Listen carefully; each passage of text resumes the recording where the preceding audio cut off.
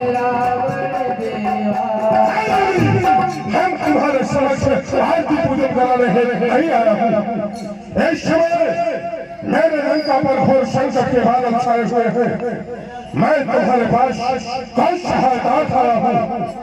कल अपने प्रजा जनों का यही परम कर्तव्य बनता है कि संकट यदि अपने राज मुकुट राजा पर हो तो प्रजा का यदि परम कर्तव्य यही बनता है कि अपने प्राणों की आहुति भी देना पड़े।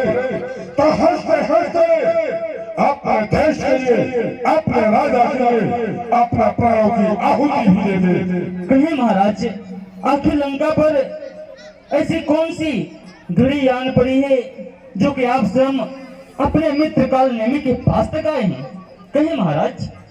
कल ये दिन की बात है कि बहन सपोषे ने पंचवटी में घूमने के लिए गई थी।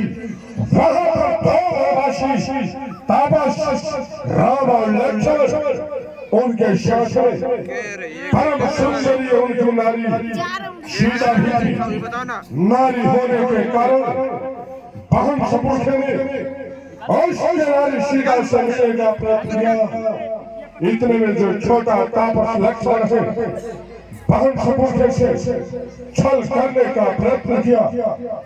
जब बहन सपोषे ने मेरा नाम बतलाया तो छोटा तापस लक्ष्मण ने बहन सपोषे का नाक और कान पीट कर दिया। मैं भी एक का जवाब पत्थर से दिया हूँ। उसके भार्या दिखा कर अपने लंका में लेकर गया हूँ, जो कि भालू बंदरों की सहायता से समुद्र पर छेद का निर्माण करके मेरे लंका पर आक्रमण कर दिया है।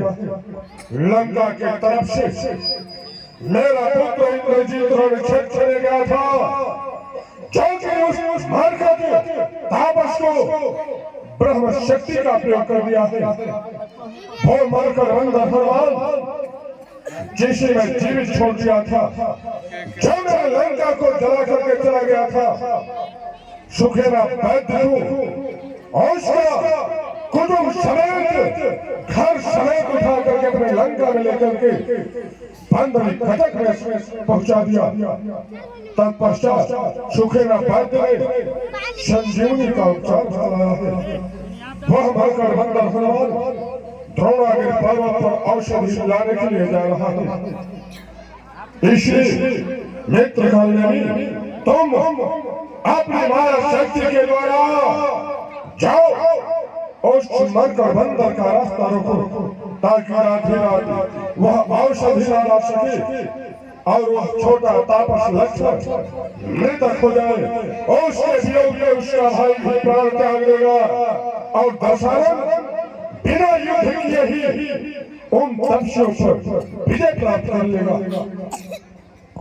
महाराज, आप हमारे मित्र हैं और मित्र होने के नाते सबसे पहले मैं आपको यही कहूंगा कि आप जिसे साधारण मनुष्य समझ रहे हैं वह स्वयं नारायण हैं। आप उनके अर्धांगिनी अर्थात उनकी पत्नी सीता को वापस कर दें।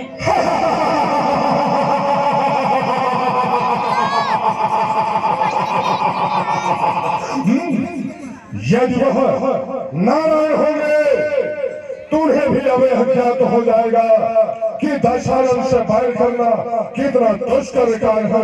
उन्हें भी बैकुंठ लोक का परम सुख छोड़ करके इस मृत्यु लोक में आना पड़ा है और दर दर की ठोकरें खानी पड़ी है एक तुच्छ मानव को संहारने के लिए। जितना गौरव उन्हें मुझे संहारने में होगा उतना ही गौरव मुझे भी प्राप्त होगा। उनके साथ साथ इतिहास के पन्नों में रावण का नाम स्वर्ण अक्षरों में लिखा जाएगा और लिया भी जाएगा। ठीक है महाराज, आप हमारे मित्र हैं और जो अपने मित्र के दुख में दुखी न हो वह मित्र कैसा। ठीक है महाराज, हनुमान भी राम जी का भक्ति है। उनके हाथों अगर मेरी मृत्यु होती है तो मुझे भी मोक्ष प्राप्त होगी। महाराज कल नहीं मैं आपकी कार को करने को रात्रि तैयार को निशा में राक्षसों की मायावी शक्तियां दो गुना और बढ़ जाती है। तुम जाओ अपने माया में उसे भ्रमित करो और रात की रात उसे अपने पास फंसा करके रखो ताकि वह द्रोणा के पर्वत तक जाने में असमर्थ रहे। महाराज जैसी आज्ञा। जाओ मित्र। हरे से कहीं चला हो रजसी भगवान। क्या कहूँ अब मुझे भी कुछ माया अवश्य रचनी चाहिए, परंतु मैं करूँ। हाँ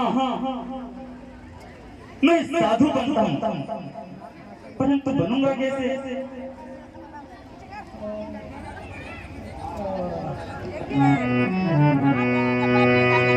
हस कहीं चला रजसी भगवान।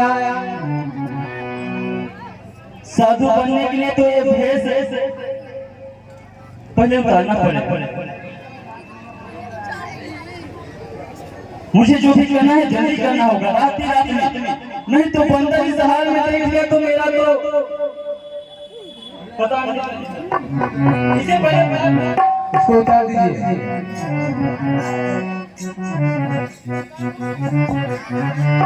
उतार दो महाराज। उतार दीजिए। जो आज्ञा हो।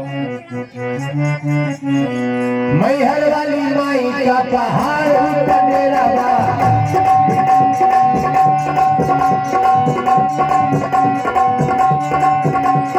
मैहर वाली माई का पहाड़ ऊपर डेरा बा। वैष्णवी भवानी की चढ़ाई गाड़ी में हवा।